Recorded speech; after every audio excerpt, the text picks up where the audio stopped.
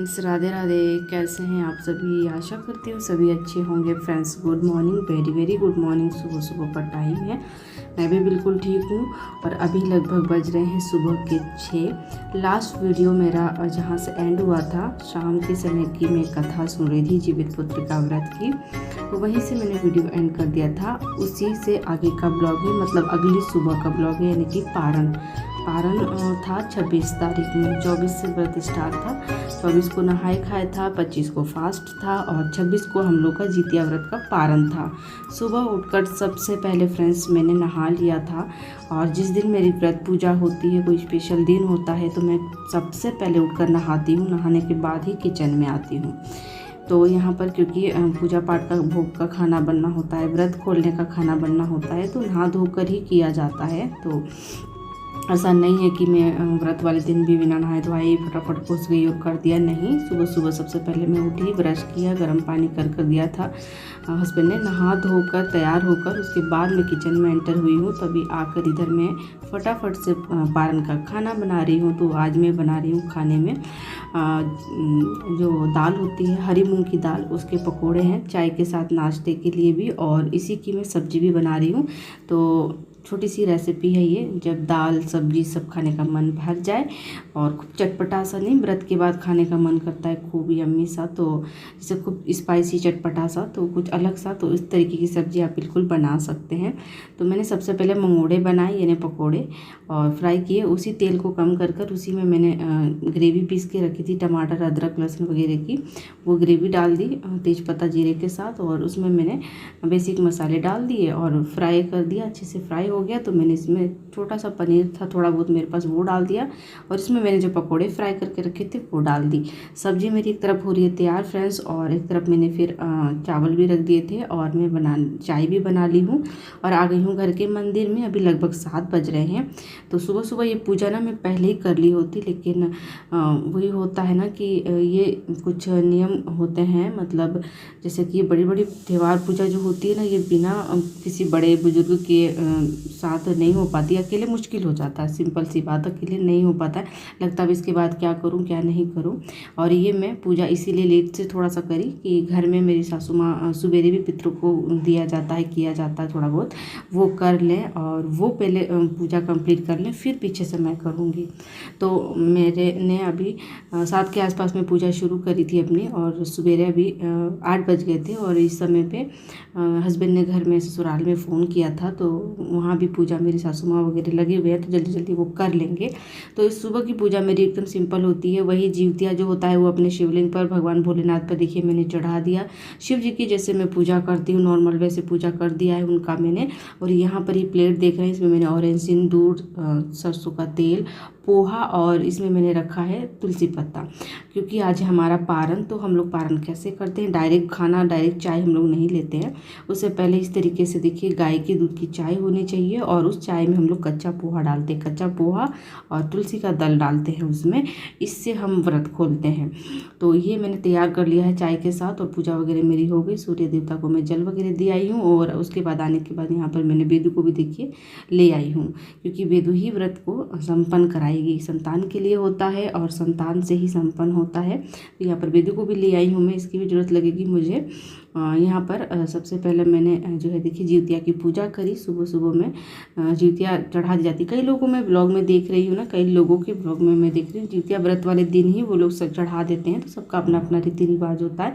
मेरे यहाँ लाकर मंदिर में रख दी जाती है, पर उसकी पूजा पारण वाले दिन ही करी जाती है। मतलब आज कर रही हूँ मैं देखिए, तो सिंपल पूजा करी जाती है। इस तरीके से मैंने जितिया को रख दिया भगवान के आगे और खोल के, और उस पर मैंने 7 तेल का वो लगाया टिक्का, और 7 फिर मैंने सिंदूर का टिक्का लगाया, ऑरेंज सिंदूर। यानी जीवित महाराज को मैंने तेल सिंदूर दिया पहले, जीवित देवता को तेल सिंदूर देने के बाद फिर मैंने अपने लिए मांग भरी। देखा आपने, ऑरेंज तेल मैंने भी तेल और सिंदूर मैंने भी ले लिया, ये देखिए। उसके बाद मैंने अपनी बेटी की भी टीका कर दिया, और बेटी को टीका करके यहाँ पर ये देखिए मैं इसको, ये जीवतिया जो है बच्चों को पहनाई जाती है, पहले अपने बच्चे के लिए की जाती है। मैं जैसे कि बताइए आप लोगों को। तो पहले ये जूतियाँ अपने बच्चों को पहनाई जाती है, एक बच्चा हो, दो बच्चा हो, तीन बच्चा हो, सभी के गले में डाल के निकाली जाती है। अभी मेरे पास एक ही बेटी है, भगवान की दया से। मैंने फिर बेदू को गले में पहना दी थी और बेदू को गले में पहनाने के बाद मैं अभी से खुद पहन लूँगी। तो हमारे यहाँ पारण के दिन ज़्यादा कुछ नहीं किया जाता है, इस तरीके से सिंपल पारण हम लोग करते हैं। अभी जूतियाँ मैं पहनने जा रही थी तो ये खुल गई, फिर से दोबारा बांध कर और इस तरीके से अच्छे से मैंने पहन लिया इसको। और जूतियाँ हम लोग 2 दिन पहन के रखते हैं। जिस दिन पहनते हैं उस दिन जूतियाँ नहीं उतारी जाती है, अगले दिन अच्छा दिन हो तो उतारी जाती है, नहीं तो उसके अगले दिन उतारी जाएगी। तो इस तरीके से हम लोग पारण के दिन करते हैं। जूतियाँ पहन लिया, व्रत हो गया पूरा मेरा। और उसके बाद यहाँ पर जो मैंने चाय तैयार करके रखी थी, कच्चा पोहा यानी चूड़ा डालकर, तुलसी डल डालकर, वो मैंने भगवान को पहले भोग लगा दिया। और अब मैं बेदू के हाथों से ये चाय पानी ले ली थी। वो क्लिप इसमें नहीं ऐड हो पाई है फ्रेंड्स, तो बेदू ने ही मेरा फास्ट खुलवा दिया था। और यहाँ पर ये भी रेडी हैं, सुबह सुबह बहुत जल्दबाजी थी, ये भी नहा धोकर देखिए रेडी है, इनको भी ड्यूटी जाना है। तो बस अभी मैं व्रत खोल लेती हूँ फ्रेंड्स, पकोड़े खा लेंगे और चाय पी लेंगे और उसके बाद फिर मैं इनको फटाफट से खाना लगा दूंगी। तो फ्रेंड्स ऐसा नहीं है कि मैं ससुराल में नहीं हूँ तो मैं अपने रीति रिवाजों को नहीं फॉलो करती हूँ। मैं पूरा कोशिश करती हूँ, धीरे धीरे कोशिश करते करते ही मैं अपने ससुराल के रीति और रिवाजों को निभाना सीख चुकी हूँ और मैं करती हूँ। थोड़ा सा मुझे कठिन लगता है, अकेले होती हूँ तो थोड़ा सा कन्फ्यूज़न भी होता है, लेकिन वही है, फिर घर में फ़ोन कर कर पूछ कर कि ये कैसे होगा, ये कैसे होगा, मैं कर ही लेती हूँ। तो धीरे धीरे अपने रीति रिवाज में आप एक बार जब ढल जाते हो ससुराल के रीति रिवाज से, तो 1 साल 2 साल 3 साल 4 साल बाद आपको फिर वो पूरा दिमाग में बैठ जाता है। तो वैसे ही मेरे साथ भी होगा, धीरे धीरे करते जाऊँगी फिर दिमाग में बैठ ही जाएगा, तो फिर नहीं चीज़ें भूला करूँगी। उसके बाद यहाँ पर फाइनली जैसे तैसे मेरा अच्छे से व्रत हो ही जाते हैं। क्या कर रहे हो बेदू?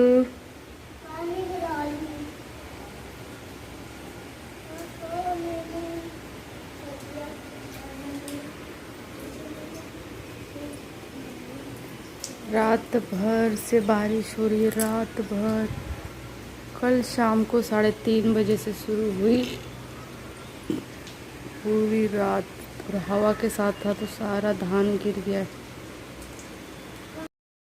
तो यहाँ पर फ्रेंड्स हम लोग निकले हैं बाहर क्योंकि हस्बैंड जी का भी ड्यूटी का टाइम हो गया है, वो जा रहे हैं ड्यूटी। तो बस हम थोड़ा सा निकले थे बाहर, खाना पीना उनका हो चुका है और अभी मैं थोड़ा रुक के खाऊंगी।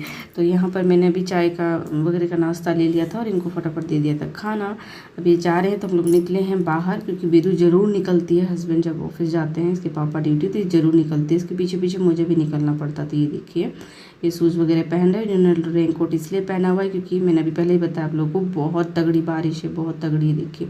और जब बारिश होती है ना तो एक अलग ही मौसम बनता है, इतना सुंदर, इतना खूबसूरत, एकदम हरा भरा, क्योंकि हम लोग खेतों के आसपास रहते हैं ना, बहुत अच्छा लगता है। तो ये देखिए फाइनली ये चल पड़े और बस उसके 10 मिनट के बाद की क्लिप है ये। और अभी मैं पारण कर रही हूँ, 9 साढ़े 9 के आसपास का समय हो रहा है। तो अभी मैं खाना खा रही हूँ। तो मैं वैसे तो दाल वगैरह भी बना सकती थी, लेकिन मैंने सोचा नहीं, आज मैं इसी के साथ सब्ज़ी बना लेती हूँ, झटपट भी हो जाएगा और थोड़ा सा अलग हो जाएगा।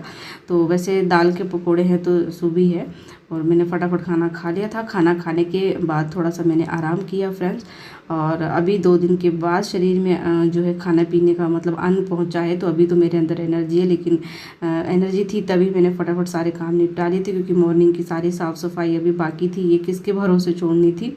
और बस उसके बाद जब मैं लेट जाती हूँ ना तो फिर मैं मतलब पूरा दिन मेरे शरीर में इतनी वो रहती है, आलसपन, झिनझिनाहट सा ना, जैसे शरीर का ब्लड सर्कुलेशन थोड़ा सा, अपन खाते पीते रहो तो अलग रहता है, निर्जल हो जाओ फिर खाओ तो फिर शरीर में जब जाता है ना पानी तो थोड़ा सा अलग शरीर की एक्टिविटी होने लगती है।